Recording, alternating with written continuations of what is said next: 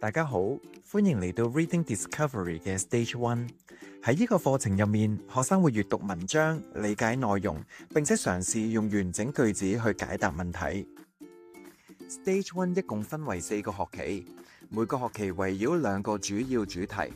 Stage 1嘅主題涵蓋 Amazing Animals、Relationship、The World Around Us、My Neighborhood 等，旨在透過主題形式增強概念同埋詞彙。此外，學生每學期都會接觸唔同嘅文章題材，例如對話、書信、明信片、海報、個人敘事、日記等，等學生可以熟悉唔同嘅文體結構。每堂開始之前，老師會介紹新主題嘅詞彙，老師會以視覺教具去解釋每個重點詞彙，佢嘅詞性同埋例句嘅。隨後，老師會朗讀文章，同學會一齊跟讀，確保理解內容。同時，老師會以不同嘅問題訓練學生 summarize、visualizing、monitoring 同埋 questioning 等嘅閱讀技巧嘅。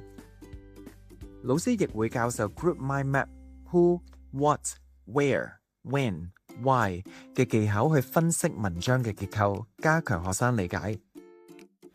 之後，同學需要完成一份閱讀理解練習，題目包括選擇題、短答同埋長答題目嘅。老師會指導同學喺題裏面揾出關鍵字，並且喺文章裏面標記答案。老師係唔會直接俾答案嘅，佢只會提供指引去引導同學去作答。